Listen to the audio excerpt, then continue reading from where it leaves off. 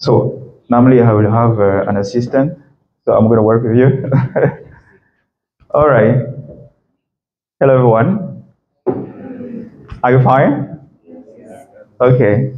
So I'm very happy and excited, guys, to be with you this morning. So don't worry, I'll be using both French and English as well, right? So let me introduce myself. I'm James Kokwa, and I am an entrepreneur and also an engineer because I've just been graduated this year, and now I'm no longer at the NPHP. So as I've said, I will be using both French and English just to make you understood what I'll be talking about and help you also to learn something, okay, from this session, all right? Alors donc je disais, je suis l'aîné James Kokwa et donc je suis de la quatrième promotion TSA et donc président de la quatrième promotion. Donc ma promotion ici, c'est notamment l'aîné Martial qui est avec nous ici.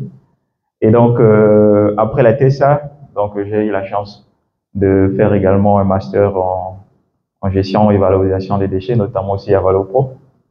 Et donc, voilà, hormis cela, hormis mon parcours académique, je suis également entrepreneur parce que depuis ici à l'INPHV, je faisais un pied à l'école, un pied dans le business, one leg in school and another leg in business, ok?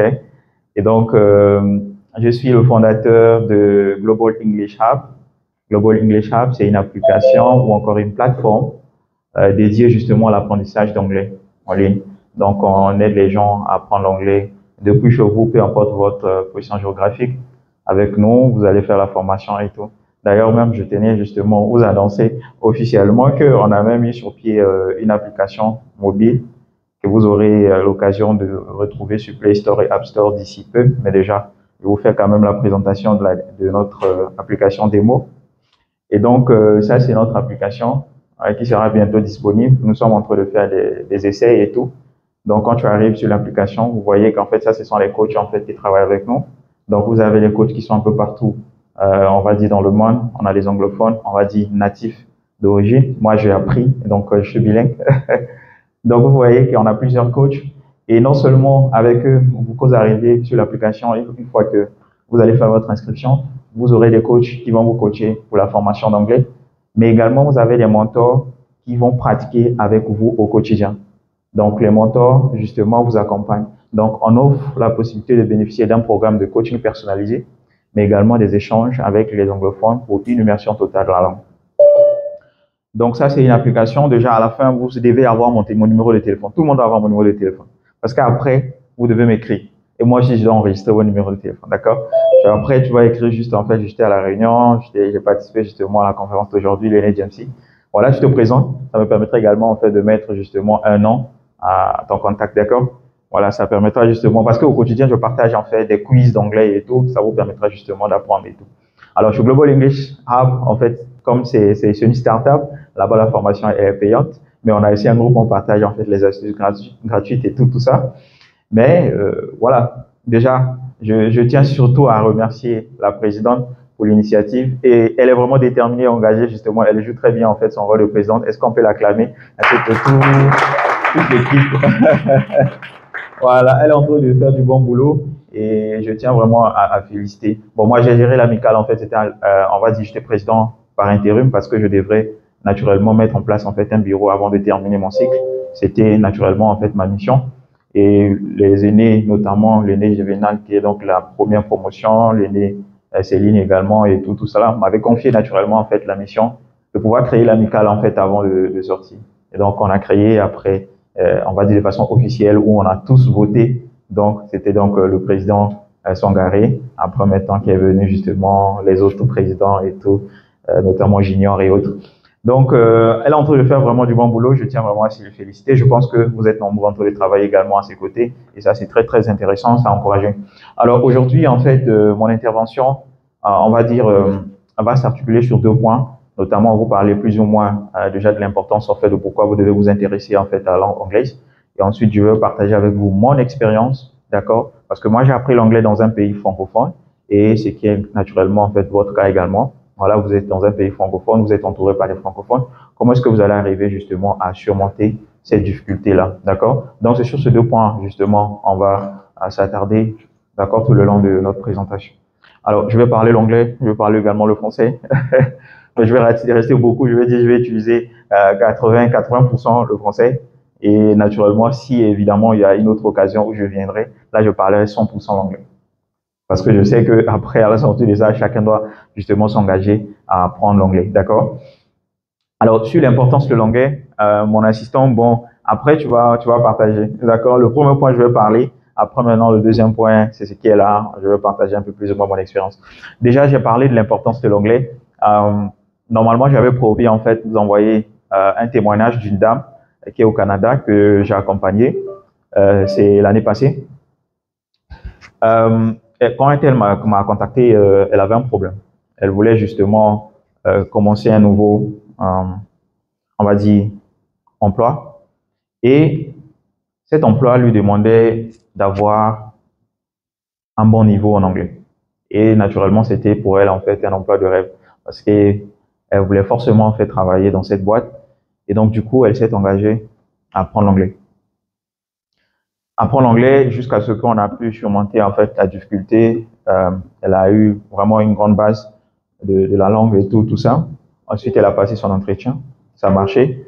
Et après, elle m'a contacté pour me dire qu'en fait, ça a marché. Actuellement, je suis dans la boîte et tout. J'ai son témoignage. Si vous partez, si vous m'écrivez seulement, je partagerai avec vous les témoignages parce que je partage les témoignages de mes étudiants et tout ça.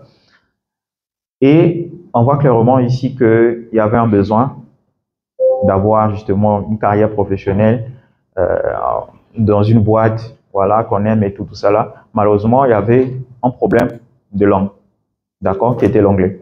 Et donc, après avoir appris l'anglais, voilà, elle a pu justement accéder en fait à cette boîte-là. Donc, on remarque clairement déjà que là, par exemple, vous ne voyez pas l'importance en fait de la langue. Non seulement cette dame, je travaille actuellement même.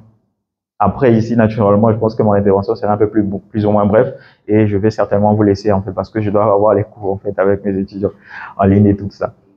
J'ai travaillé avec des professionnels et eux tous, en fait, ont un problème de langue parce que aujourd'hui, lorsque tu veux accéder, en fait, à des postes d'une certaine, on va dire, un certain niveau de responsabilité, on te demande, en fait, d'avoir une base solide, en fait, en langue. Parce que tu seras appelé, par exemple, à voyager et tout ça. Et concernant même le voyage, il n'y a pas très longtemps, j'ai reçu également un témoignage d'une personne, en fait, qui a, avant, il avait effectué, en fait, elle avait effectué un voyage de l'Algérie en Côte d'Ivoire. Et arrivée en Éthiopie, elle devait euh, avoir un nouveau ticket. Parce qu'elle avait acheté, comment on appelle, elle avait acheté un ticket en ligne. Et donc, on avait dit que quand tu vas arriver à Addis Abeba, tu dois te rapprocher, en fait, des agents de l'aéroport pour qu'on puisse te faire un nouveau ticket qui te permettra en fait de descendre en fait en Côte d'Ivoire. Et là, il n'arrive pas en fait à s'exprimer devant la dame parce que la dame parlait en fait en anglais. Qu'est-ce qu'elle a fait? Elle est allée sur Google Traduction, elle a écrit en français tout ça là ce qu'il voulait, elle a eu la traduction. Ensuite, elle est venue devant la dame, elle a montré en fait la dame on a qu'à lire. Ensuite, la dame a lu et tout, a compris en fait son besoin et tout ça on l'a servi. Maintenant, là récemment, en fait, il devait aller en France. Arrivé en France, on l'a dit que tu vas descendre. Je crois que c'est... En tout cas, elle devait faire en fait un Sky là, quelque part. Mais là-bas également, en fait, c'était seulement l'anglais. Voilà. Quand elle est arrivée, malheureusement pour lui, le Wi-Fi ne passait pas. Donc, vous ne pouvez pas utiliser en fait Google Traduction pour écrire sa phrase en fait, on va montrer en fait. C'était le même souci. Donc, il était là, il tournait tout ça. Il était là chercher en fait des passagers. Est-ce qu'il y a quelqu'un qui peut m'aider en fait à traduire le français tout ça là? Je vais vous dire quelque chose. Si vous êtes de la Côte d'Ivoire, quand vous prenez l'avion, vous sortez de la Côte d'Ivoire, vous avez laissé le français. Dans l'avion là, c'est l'anglais. Et naturellement là, vous allez atterrir en fait à 99%. Vous allez trouver des gens parler le français ou plutôt l'anglais naturellement et tout ça. Donc c'est pour vous dire que avec, on va dire, les connexions qui se font dans le monde, avec un monde qui devient de plus en plus connecté, l'apprentissage de l'anglais est indispensable. Et je vais vous dire quelque chose. Ne dites pas que j'aurai tout mon temps, en fait, d'apprendre l'anglais. Non. Là, actuellement, vous êtes sur le banc de l'école, en fait. C'est le meilleur moment, je dirais, en fait, d'apprendre l'anglais. Je dis bien, c'est le meilleur moment d'apprendre l'anglais. Parce que là, vous avez le temps. Certainement, vous allez me dire que non, on n'a pas le temps parce qu'on doit fermer, on doit bosser, on doit faire ceci, on a des interros, tout ça là. Je vous assure que c'est ici, vous avez le temps. Quand vous allez sortir, mais attends, quand tu finis en fait les devoirs, on va dire ton cours, tu rentres à la maison. Le reste de ton temps, en fait, tu es le chef de ton temps, n'est-ce pas? Mais en fait, quand tu rentres en fait dans le monde d'entreprise, en fait, on achète ton temps en contrepartie d'un salaire, en fait. Et donc, on te dit, en fait, demain matin, on va faire ceci, on va aller ceci, on va faire ceci, tout ça. Tu as l'impression, en fait, de ne plus être, en fait, maître de ton temps. Donc, c'est maintenant que vous devez apprendre. Je dirais même, en fait, arrangez-vous. Arrangez-vous avant de sortir de l'INPHB, d'avoir au moins, au minimum, un niveau B2 en anglais. Je dis bien au minimum un niveau B2. Arrangez-vous. C'est maintenant que vous avez le temps. D'accord? Donc, ça, c'était sur le premier plan. Maintenant, cette fois-ci, je vais parler plus ou moins, en fait, en partant de mon expérience, comment est-ce que je vais structurer, en fait, la formation d'anglais et comment est-ce que, justement, vous devez comprendre cette langue et si vous devez naturellement apprendre, comment est-ce que vous devez la percevoir, comment est-ce que vous devez vous positionner et tout. Bon, donc, mon assistant, il est où? On va défiler la diapo au fur et à mesure. Alors, la première des choses que j'aimerais partager avec vous concernant la langue. Bon, voici en fait, si on doit structurer la langue, d'accord, l'ossature de la langue anglaise. Dans un premier temps, vous avez la conjugaison. D'accord? Vous avez la conjugaison. Ensuite, vous avez la grammaire. Je vous donne les grandes lignes de comment est-ce qu'on peut structurer en fait la langue. Et ensuite, je vais expliquer plus ou moins de façon détaillée. Ensuite, après la grammaire, vous avez ce qu'on appelle la phonétique.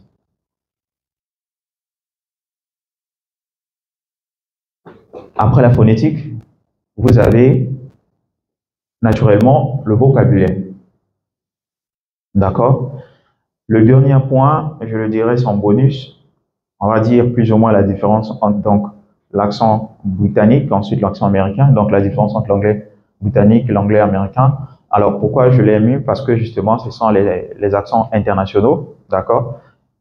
Si vous vous familiarisez en fait avec les accents, notamment british, ensuite américain, ça vous permettra en fait de vous sentir beaucoup plus à l'aise lorsque vous vous mettrez en fait à interagir avec d'autres accents.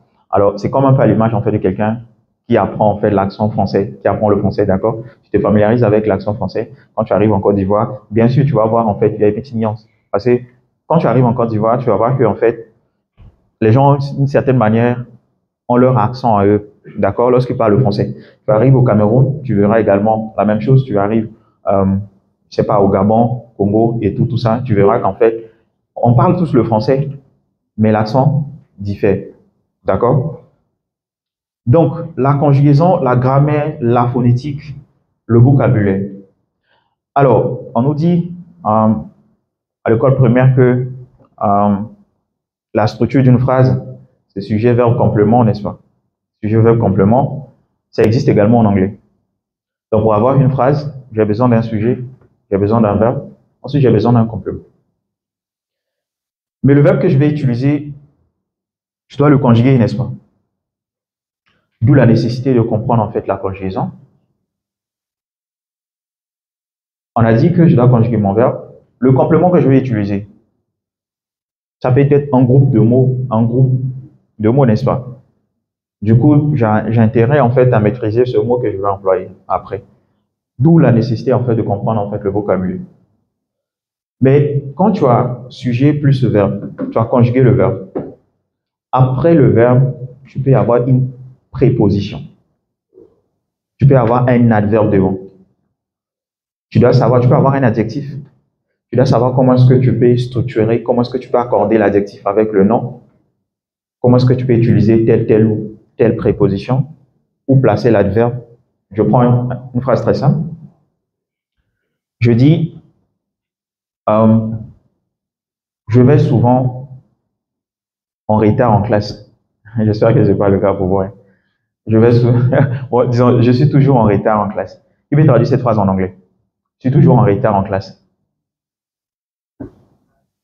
Ou encore, je suis toujours en retard à l'école. Qui peut traduire ça en anglais? Je suis toujours en retard. Je suis toujours en retard. OK. Je peux traduire? I'm always late to school. OK. I'm always late to school. Alors, voici la phrase qu'elle a dit. I'm always late to school. D'accord? Maintenant, qui peut dire en anglais cette fois-ci? Il vient souvent en retard à l'école. Tout à l'heure, elle a dit, en fait, je suis toujours en retard à l'école, n'est-ce pas? Maintenant, qui peut dire, je viens toujours en retard à l'école? Qui peut essayer? J'espère que vous avez noté sa phrase, hein. Gardez la phrase. Je vais vous montrer quelque chose. Qui peut dire maintenant, je viens toujours en retard à l'école? N'ayez pas peur, hein, essayez. Est-ce qu'on peut avoir un deuxième micro là? MC, il faut lui donner le micro maintenant. C'est comme ça, on va échanger, hein. Vous allez comprendre en fait pourquoi en fait que voilà, il y a une petite nuance là. Oui, oui, il est là-bas. Faut le donner. Je viens souvent en retard à l'école. Qu'est-ce que c'est toujours non? Je viens toujours en. C'est quel adverbe on a utilisé? Toujours bien, souvent. Ok, souvent. I often go late to school. I often go late to school. Ok. Quelqu'un d'autre? Merci déjà. Quelqu'un d'autre peut essayer? Il a dit I quoi? I often go. Ok. Bon, je vais m'intéresser en fait à cette partie. Regardez, je suis souvent en retard. Elle a dit quoi? Ah, il a utilisé. Ah, pour elle, c'était toujours. Hein. L'adverbe toujours. Bon, on va prendre souvent. Si c'est souvent, tu vas dire quoi? Je vais qu'on puisse utiliser le même adverbe. Souvent. Oui, mais toujours. En fait, je suis souvent en retard à l'école. Ok. I'm often. Elle a dit I'm often. Là-bas, il a dit quoi? I'm often. Non, on va laisser, on va utiliser le même adverbe.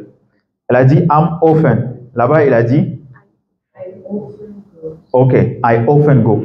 Est-ce que vous voyez quelque chose là? Ils ont utilisé le même adverbe, hein? Often, souvent. D'accord? Mais est-ce que vous voyez c'est le même emplacement? Elle a utilisé I'm often. L'autre a dit I often go. Oh, often come plutôt. Ça, c'est la partie grammaire. En fait, là, il est question de l'emploi de l'adverbe avec un verbe qu'on appelle ordinaire en anglais et un auxiliaire. Parce qu'en anglais, on a deux catégories de verbes. Il y a ce qu'on appelle les auxiliaires, ensuite les verbes ordinaires. D'accord? Les auxiliaires, c'est tout ce qui n'est pas verbe ordinaire. Ou encore le verbe ordinaire, c'est tout ce qui n'est pas auxiliaire. Maintenant, au niveau des auxiliaires, vous allez trouver deux groupes, deux sous-groupes. Il y a ce qu'on a les auxiliaires simples et les auxiliaires modaux. Ensuite, au niveau des verbes ordinaires, vous allez trouver deux sous-groupes également, les verbes réguliers et les verbes irréguliers. D'accord? Très bien. Donc, mon assistant, on va avancer. Alors, au niveau de la conjugaison, une fois que vous avez compris comment est structurée la langue, si vous décidez d'apprendre déjà par vous-même petit à petit, vous saurez qu'est-ce que vous devez apprendre et pourquoi vous devez apprendre ça. D'accord? Au niveau de la conjugaison, c'est une partie très, je dirais, très importante lorsque vous voulez apprendre l'anglais. Je dis bien très importante. Et c'est la partie également, je dirais, un peu plus délicate pour les francophones que nous sommes lorsque nous voulons apprendre l'anglais. C'est ici qu'il y a la difficulté. En fait, je vais dire, il y a la difficulté. Pour vous montrer en fait que c'est difficile un peu ou encore c'est un peu compliqué pour nous les francophones, comment dit-on en anglais, je vais à l'école? Je vais à l'école. Je vais à l'école? Ok, elle dit I go to school. Quelqu'un d'autre qui peut donner une autre réponse? Ou encore quelqu'un d'autre qui pense différemment? Elle dit I go to school. Quelqu'un d'autre? I'm going to school. Ok. Lui, il dit I'm going to school. Elle dit I go to school. Qui dit vrai, qui dit faux? L'aîné a toujours raison. Qui dit vrai, qui dit faux? Elle dit I go to school. L'autre dit I'm going to school. Qui dit vrai, qui dit faux? La traduction, je vais à l'école. I go to school. Qui dit vrai, qui dit faux? Tu veux répondre? Oui, oui, vas-y. Je trouve que les deux phrases sont vraies. Ok, Ça dépend de contexte. ok, Quand tu dis je vais à l'école, ça veut dire tu fréquentes l'école, Mhm. mais au moment où tu vas à l'école. ok, En anglais, si tu dis I go to school, I'm going to school. Si tu dis I go to school, ça c'est habitual action. ok. Si tu dis I'm going to school, l'action l'action c'est It's happened. d'aller à l'école. All right. Thank you so much. Can you clap for her? All right, nice. This is the difference between the present simple tense and the present continuous. I use the present simple tense when I want to express an habit action. And I use the present continuous when the action is taking place at the time of speaking. Vous voyez, les deux ont donné deux réponses différentes, mais les deux ont raison. I go to school, je vais dire je vais à l'école. I'm going to school également, je vais à l'école. Tout dépend du contexte.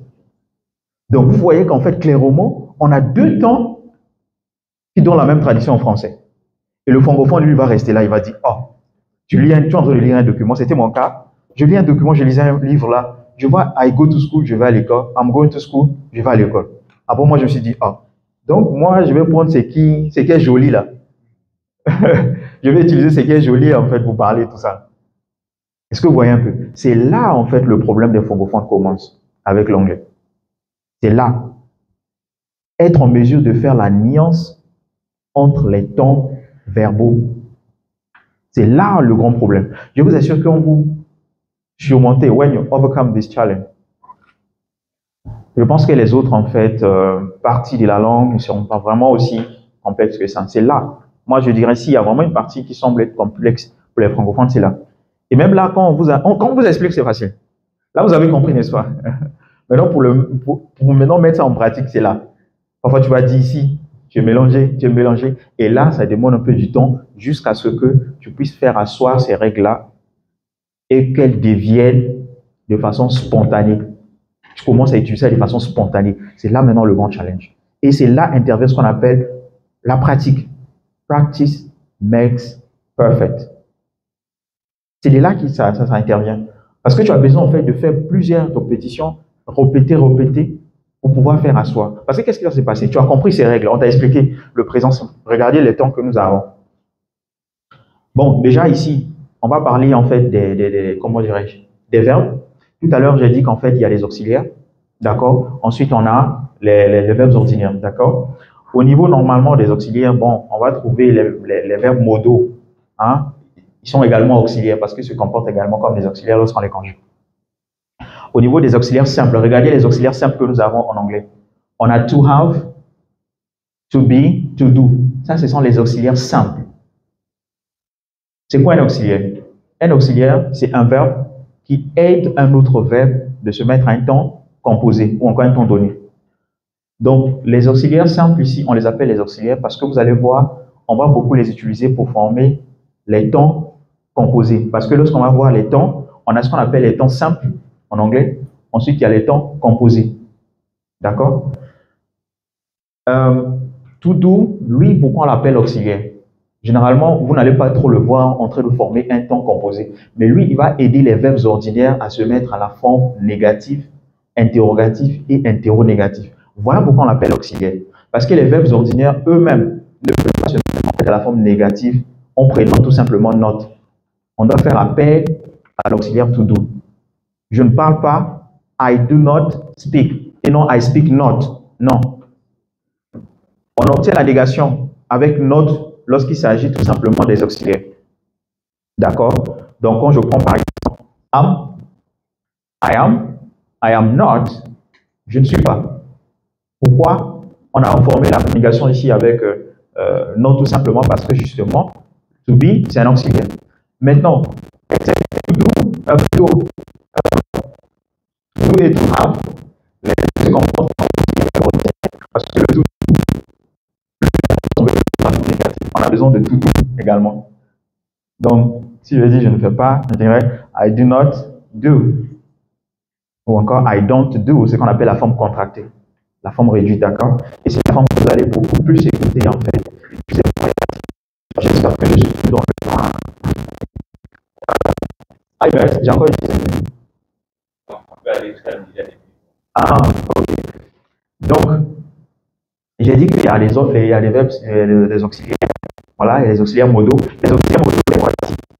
On a 4, au total 7. Ou on a 4, may, must, will, could, would, should. Les auxiliaires modaux, vous allez beaucoup plus les trouver. Je prends par exemple would et should. Ça permet d'avoir quoi? Le conditionnel, d'accord? Vous avez will et shall, ça permet d'avoir le futur, d'accord? Le can, may, c'est le verbe pouvoir, d'accord? May est utilisé pour des formules de politesse, d'accord?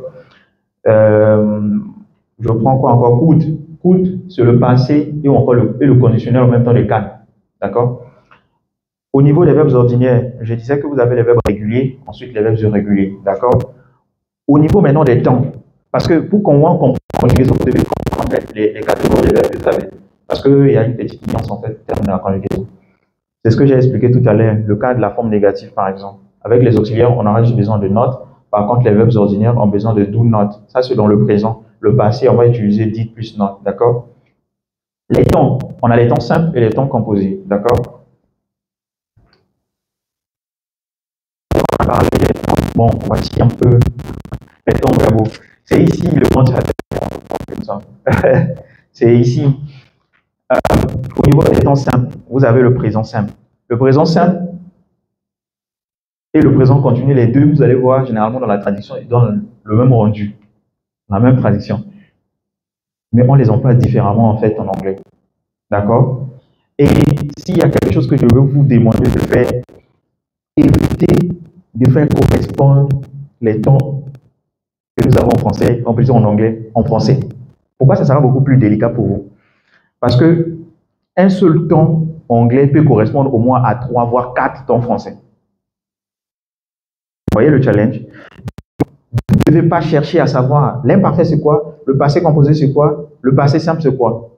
Parce que si vous vous retrouvez à trouver un seul temps correspondre jusqu'à 4 temps français, la question que tu vas te poser, à quel moment il est l'imparfait, à quel moment il est passé simple, à quel moment il est passé composé. Et là, ton problème devient gros. Il y a maintenant beaucoup d'interrogations. Alors, qu'est-ce que nous, on cherche en anglais? On cherche à comprendre le contexte d'utilisation d'un temps. Et maintenant, tu pourras faire des déductions, d'accord? Ça correspondrait à quoi en français? C'est ça qu'il faut chercher à comprendre. J'ai le présent simple. OK. Lorsque vous apprenez un temps, il y a 2 questions majeures que vous devez vous répondre. À quel moment j'utilise ce temps et comment je conjugue un verbe en ce temps? C'est seulement ça. Le reste, là, c'est le bruit. 2 questions là. Quand on dit le présent simple, dans ta tête, tu dois dire à quel moment on utilise le présent simple et comment on conjugue un verbe au présent simple. Lorsque je parle de comment on conjugue, si on est au présent, comment je forme la forme affirmative, comment je forme la forme négative, comment je forme la forme interrogative, comment je forme la forme interrogative. C'est ça. Et à quel moment j'utilise? Quand tu as les 2 réponses là, tu es sauvé. D'accord? Maintenant, si toi tu cherches, non, lui, tout à l'heure, on a vu le présent simple. Ça correspond en fait au présent simple. Maintenant, comment tu vas t'en sortir les temps? Et si tu comprends, c'est comme si en fait les 2 temps, comme les temps, les indications sont les temps du présent. Les 2 là sont le présent simple. Ils sont là-bas. Donc, tu dois savoir dans un contexte. Et d'où la nécessité dans le contexte d'utilisation. Alors, vous allez parler dans le passé, on va passer ça. Naturellement, en anglais. Tous les temps simples, on leur continue. Mettons de façon générale, regardez la différence de façon générale, je vous explique. Tous les temps simples expliquent de façon générale des actions habituelles. De façon générale. Maintenant, il y a une différence entre chaque temps simple. Mais de façon générale, ils expliquent en fait les actions habituelles. Et tous les temps continus explique des actions continues, ça veut dire des actions non achevées. Ça, c'est la grande différence entre les temps simples et le temps continu. Maintenant, en bas là-bas, il y a une petite nuance en fait. Mais sinon, de façon générale, ce que vous devez retenir, c'est déjà ça. Le futur simple, oui. Lui-même qui est là, le futur simple, là, il a aussi son continu. D'accord? Les temps composés, bon, les temps composés, ça dit que ce sont des temps, vous allez voir généralement, qu'on va obtenir à partir soit d'un auxiliaire, d'une combinaison d'un auxiliaire, plus soit le participe passé d'un verbe et tout ça. Je prends le cas par exemple du present perfect simple. On l'obtient à partir de quoi? Tu connais? Present perfect simple. La structure du present perfect simple. C'est quoi? Have. Donne-lui le micro. Les autres qui sont là-bas, ils doivent comprendre. Le present perfect simple, c'est avec le verbe have et plus le verbe qu'on doit conjuguer. Ok, le verbe qu'on doit conjuguer là va se mettre à quelle forme? Présent simple. Non. Oui. Le micro. On a participé, non? C'est pas moi, c'est moi qui dois parler. Le verbe qu'on conjugue, c'est le participe passé du verbe conjugué. Voilà. Donc, on a l'auxiliaire avoir au présent simple plus le participe passé du verbe à conjuguer. D'accord? Ça, c'est par exemple la structure. Donc, vous voyez qu'en fait, c'est là maintenant que l'auxiliaire être, en fait, est généralement porte son nom de l'auxiliaire. Parce que là, il vient aider. Il permet d'avoir le présent perfect. Parce que c'est ça le rôle d'un auxiliaire. Généralement, quand il est employé dans un temps donné, c'est pas lui le verbe principal de la phrase, mais il vient en tant qu'aide. D'accord? Donc, on a le présent perfect simple, il y a son continu également. Le présent perfect, il y a le past perfect simple, également son continu. Il y a le future perfect simple, lui aussi, il a son continu. Il pas mis. Il y a le past continu, comment on appelle le continuel passé. Bon, au niveau du conditionnel, je ne vais pas rentrer en détail, mais vous voyez qu'en fait, ça, après, je vous dis quelque chose. La présidente, en fait, a trouvé une initiative de créer un club. Ça veut dire qu'il y aura naturellement un groupe et de temps à autre, vous aurez des activités à pratiquer. Mais je vous recommande d'avoir un mentor, un coach. C'est très, très important parce que en réalité, le rôle d'un coach, c'est de connaître ça là, connaître comment ça va être structuré, vous accompagner. Les activités que vous allez participer, ça vous permet en fait de pratiquer. De pratiquer. Mais au quotidien, en fait, vous devez apprendre, n'est-ce pas? Tu viens pratiquer ce que tu as appris. Ouais. Donc, je veux vous recommander, parce que, si je le dis, parce que moi, j'ai commencé en fait à apprendre l'anglais aussi seul, à travers les livres et tout ça là. Mais j'ai été confronté, par exemple, à une difficulté que je vous ai présentée tout à l'heure. J'ai pris le temps, par exemple, le présent simple, le présent continu. J'étais là embrouillé, je ne savais pas quoi faire et tout ça. Bon, malheureusement, le temps ne nous permet pas en fait de faire de détailler en fait tous ces temps-là. Mais ce sont les temps usuels en anglais. Quand vous commencez à parler, je vous assure, premièrement, ce qui donne sens en fait à votre phrase, c'est le temps. Si toi tu veux expliquer ce qui se passe actuellement et tu utilises le passé ici, on va comprendre. On ne va pas comprendre. Tu veux expliquer ce qui se passe actuellement et tu utilises le futur. Est-ce qu'on va comprendre? On ne va pas comprendre. Donc c'est pour dire quoi? Quand vous commencez à parler anglais, la première des choses, vous devez faire attention en fait le temps que vous utilisez. C'est très important. Ça donne un sens en fait à votre phrase. Mon assistant, on peut avancer. Alors, la grammaire, c'est quoi? La grammaire, comme vous avez compris la conjugaison, moi j'appelle la grammaire en fait comme étant les ingrédients. Hein? Quand vous préparez une sauce là, d'accord? Tu as déjà une formule de base et tout ça. Une magique, tu vas mettre dedans, tu vas mettre dedans tout ça là pour embellir en fait la sauce. C'est comme ça que je l'appelle là. Par exemple, tout à l'heure, on a eu deux personnes en fait qui ont utilisé un adverbe de fréquence. Often, d'accord? L'autre a utilisé l'adverbe de fréquence avec un verbe ordinaire. Elle a utilisé un adverbe de fréquence avec un auxiliaire. Et l'emplacement de l'adverbe de fréquence diffère, d'accord? Elle a utilisé l'adverbe de fréquence juste après l'auxiliaire. I am often. Mais lui, il a utilisé I often come. Donc, ça veut dire que l'adverbe de fréquence venait avant le verbe chez lui. Par contre, chez elle, en fait, l'adverbe de fréquence venait avant le verbe. Maintenant, si par erreur, par exemple, lui, au lieu de dire I often come, il dit I come often. On va comprendre. Bien sûr qu'il y a une erreur, mais on va comprendre. Je vous explique en fait pourquoi j'appelle ça raisonnement. D'accord? On va comprendre le message. Mais il y a une erreur, n'est-ce pas? On va comprendre au moins le message. Par contre, si au lieu de dire cam, il utilise kem, là, on est perdu. Est-ce que vous voyez un peu? C'est-à-dire qu'au lieu d'utiliser le présent, il utilise le passé, on est perdu.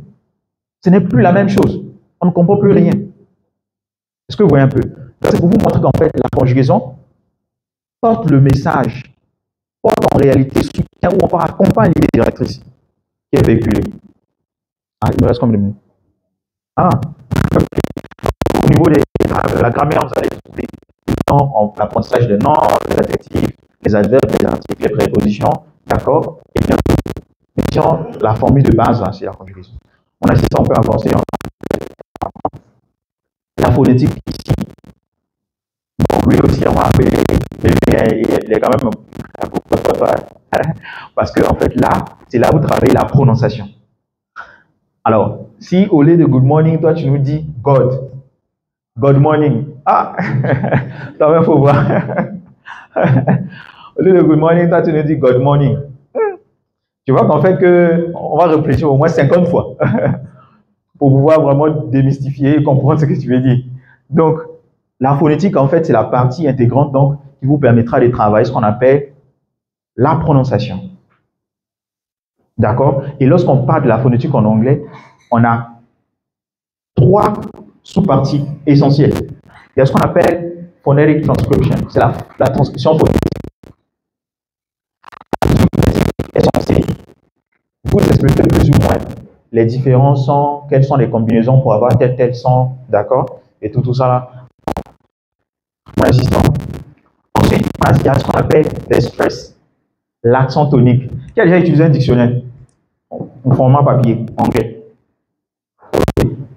Quel est le constat que vous avez fait quand vous utilisez la partie, si vous avez le dictionnaire français-anglais, utilisez la partie anglais-français. Après un mot, qu'est-ce qu'on met généralement? On met la manière de prononcer, ce qu'on appelle la phonétique. Vous voyez les noms, parfois les E renversés, les A renversés, tout ça là. Ça, on appelle ça le IPA, International Phonetic Alphabet. D'accord? Le IPA. Et quand vous voyez ça, si vous regardez bien, regardez tous les mots formés de 2 ou plusieurs syllabes. D'accord? Une syllabe, c'est une combinaison d'un son voyelle, ensuite d'un son consonne. D'accord? Regardez les mots qui ont plus de 2 syllabes. Vous allez voir, il y a l'apostrophe. Quelque part, il y aura l'apostrophe là. Et c'est cette apostrophe qu'on appelle le stress. Quel est son rôle? Son rôle est de vous montrer quelle est la syllabe qui doit être accentuée, c'est-à-dire prononcée plus forte que les autres syllabes. Et ça joue un rôle très important au niveau de la phonétique. Quand les gens parlent anglais, vous voyez que c'est comme s'il y avait une musique, non? Une mélodie d'une manière, quelque chose comme ça. Voilà. C'est ça qui joue ça. Parce que c'est lui qui doit montrer où est-ce que tu dois prononcer le mot. Donc, l'accent tonique, lui, il va te montrer quelle syllabe doit être accentuée. D'accord? Maintenant, ce qu'on appelle l'intonation, c'est maintenant accentuer toute une phrase. Tu vas dire, par exemple, how are you? Quelqu'un dit, how are you? En réalité, par exemple, là, c'est une question. On a 2 intonations. Soit on monte ou on redescend. How are you? How are you? How are you? Hey, how are you? How are you? Bien, how are you?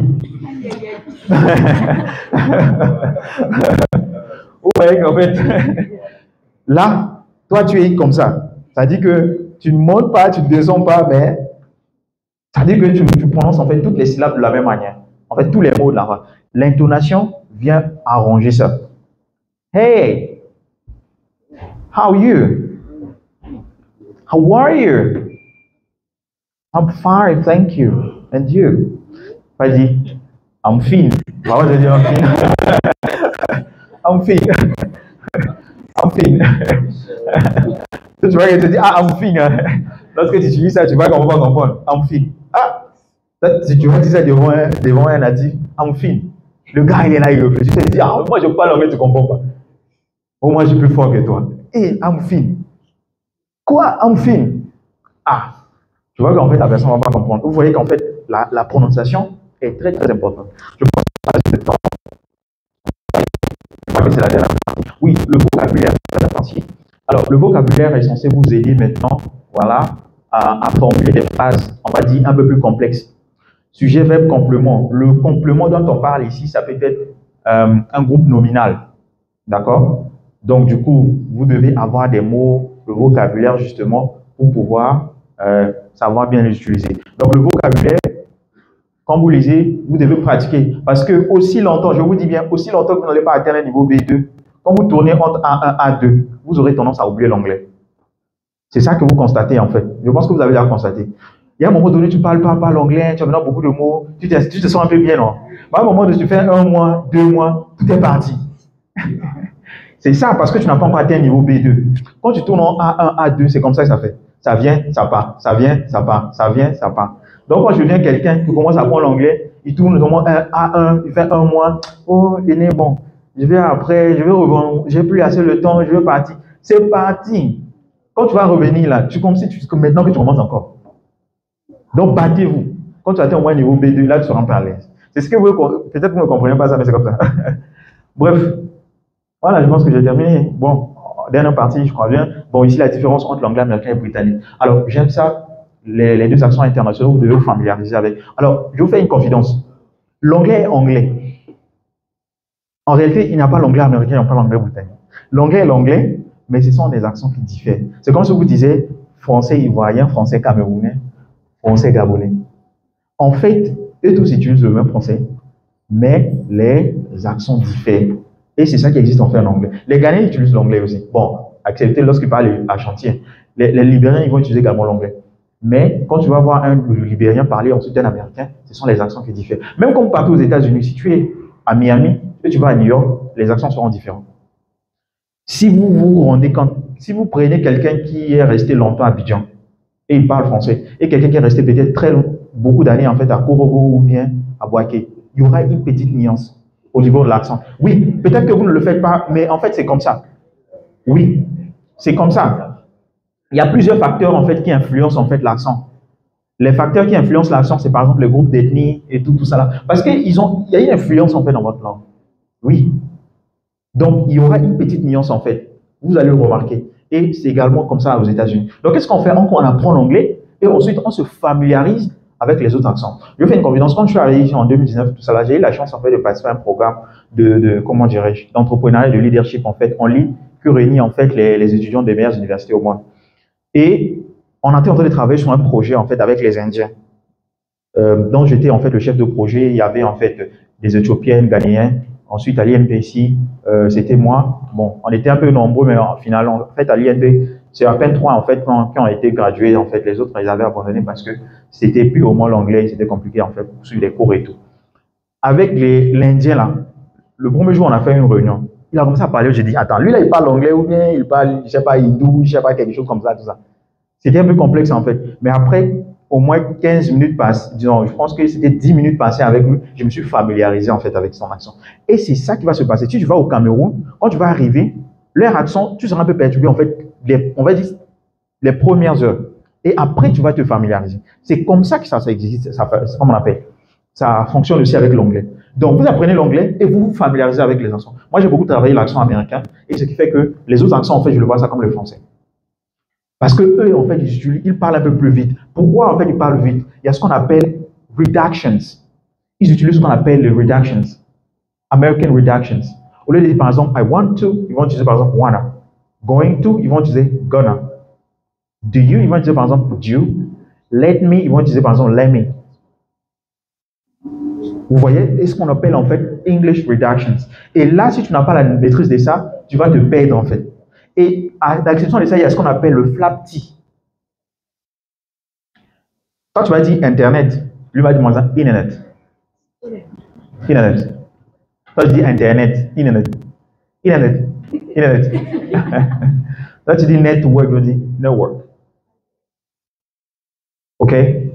Donc, les flap T, il y a le flap D également. Et c'est ça, en fait, qui fait un peu la nuance entre le British et l'anglais américain. Sinon, c'est la même chose.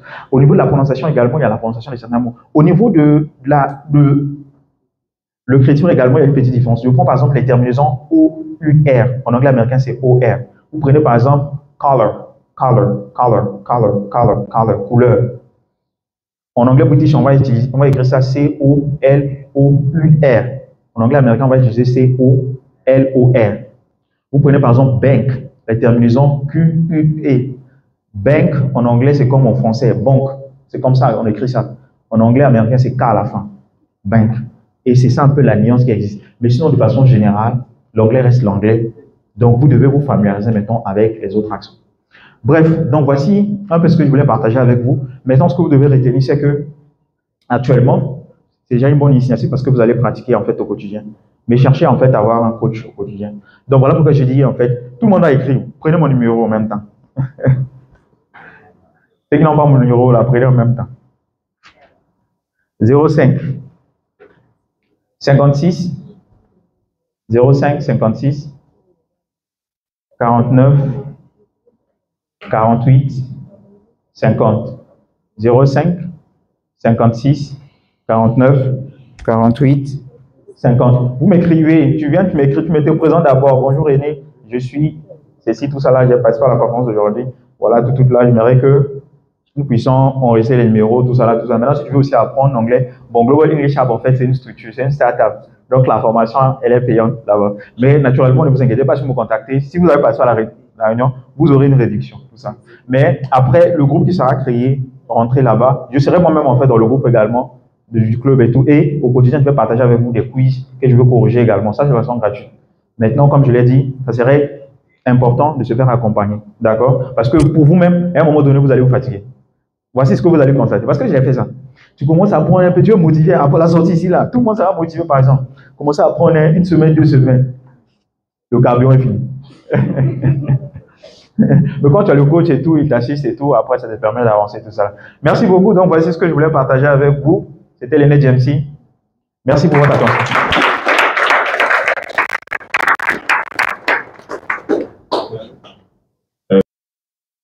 N'hésitez pas à me poser les questions.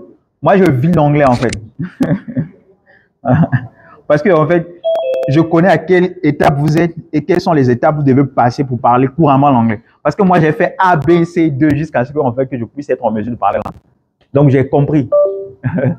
Donc, je vais vous expliquer l'anglais A jusqu'à B, jusqu'à Z. Donc, posez vos questions. Bonjour. Je me nomme Akar Emmanuel Duval. Je suis dans la petite promotion TS. Donc, la question est la suivante. Vu que, bon, avant ce que vous venez de montrer, on sait que bon, pour apprendre l'anglais, c'est une tâche vraiment, on peut dire, un peu difficile pour ceux qui vont commencer, commencer tout au début. Donc, je voulais demander, bon, en combien de temps, quelqu'un qui apprend tout à zéro pourrait avoir un bon niveau? Ok. Je peux avoir le micro. D'accord. Sur la question de temps, je vous dirais qu'en fait, ça dépend de plusieurs facteurs. Un, la motivation. Premièrement, vous devez trouver la motivation. Tout le monde dit que l'anglais, c'est l'anglais des affaires, c'est le business, tout ça là, tout là. Ça, tout le monde le dit. Mais toi, pourquoi tu veux apprendre l'anglais? La motivation. Tu dois avoir une réponse à cette question. Pourquoi? Parce qu'en fait, ça va te motiver. Je prends mon cas. Moi, en fait, c'était la musique. La musique, en fait. Je voulais comprendre, en fait, la musique en anglais, tout là. Donc, au quotidien, quand je mettais mes écouteurs, je commençais à écouter la musique. J'ai dit, je dois comprendre. Après, j'aimais, en fait, écouter les speeches. Parce que, en fait, je me formais, en fait, en oratoire et tout ça. J'aimais écouter tout ça.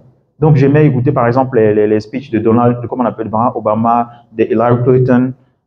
Et quand je les écoutais, je me dis, madame, je dois comprendre, qu'est-ce qu'il veut dire, quel est le message qu'il veut véhiculer, tout ça. Et donc, c'était ma source de motivation. Moi, j'ai appris l'anglais, en fait, j'étais encore en sixième. C'est en sixième, en fait, que je me suis intéressé à l'anglais. Et tout ça jusqu'à actuellement, en fait, je vis l'anglais. Donc, c'est pour vous dire quoi? Ça va dépendre de votre motivation, premièrement. Deuxièmement, des ressources, en fait, mises à votre disposition. Si vous êtes coaché, vous êtes suivi, ça, c'est déjà bon. Maintenant, même quand tu es coaché avec un coach, il a un grand travail à faire, mais toi également, tu as une responsabilité. Tu dois travailler aussi. Tu dois faire quand même des recherches et tout ça. Maintenant, ce que je recommande, si tu es coaché et que tu es suivi et que tu as la motivation également, normalement, en une durée de 4, 5, 6 mois, tu dois normalement changer de palier. Quand je dis de changer de palier, si tu as un niveau A1, tu dois au moins avoir un niveau B2, plutôt A2 ou encore entre A2 et B1. Je dis bien, quand tu as un niveau A1 actuellement et que tu fais 6 mois de formation intense, d'accord, et que tu es motivé, normalement, tu dois être entre A2 et B1, voire B1 même. D'accord? Maintenant, si tu as un niveau A2 actuellement, après au moins une durée de 6 mois, tu dois avoir un niveau B2. Tu dois avoir un niveau B2. J'ai vu également, parce que moi j'ai appris, on faisait dans un centre, voilà, je partais, tout ça là. Dans le centre où on était, moi-même j'étais même pas motivé, même en fait. Comme j'ai vu un gars qui est venu, on a laps de temps de 3 mois. Il a rattrapé les gens qui avaient fait au moins 6 mois. Nous, on était là, les vieillards du centre. On était là pendant des mois, tout ça là, mais j'ai vu quelqu'un de déterminé, motivé, qui a changé de palier en 3 mois. Qui a changé de palier en 3 mois. Ça dit qu'il était venu avec un niveau A2 et il avait atteint un niveau B1 en 3 mois. C'est possible. C'est possible. Donc, ça va dépendre de votre motivation, également du coach et ensuite les ressources en fait à mettre à votre disposition. D'accord? Donc, c'est possible en 4 mois, 3 mois, 4 mois. Donc, je vais dire à partir de 3 mois, 4 mois, jusqu'en haut là-bas, de changer de palier. Donc, ça dit que, par exemple, chez nous, quand tu viens pour une formation en groupe, on te donne une durée de 6 mois en fait pour changer de palier. Quand tu fais une formation en groupe, parce qu'on prend maxi 10 étudiants, bon, généralement, ça tourne entre 5, 6, 7. Là, parce que vous serez un peu nombreux, donc on traite en fait plusieurs cas en même temps. Mais quand tu fais une formation privée, on te dit au moins 4 mois, tu dois changer de palier obligatoirement. Ça dit que quand tu arrives, on fait une évaluation au niveau pouvoir, en fait, au niveau actuel. Et normalement, après cette durée-là, tu dois changer de palier. Voilà. Donc, en gros, si tu as un niveau A1 actuellement, tu as au moins une année, en fait, pour atteindre un niveau B2. Parce que A1, il y a A2, il y a B1, après il y a B2. Ensuite, il y a C1, C2. A1, B, A1, c'est débutant. A2, élémentaire. B1, c'est intermédiaire débutant. B2, intermédiaire avancé. Maintenant, C1 et C2, ça c'est le niveau avancé. Là, ce sont les différents niveaux dans la langue, en fait, que nous avons.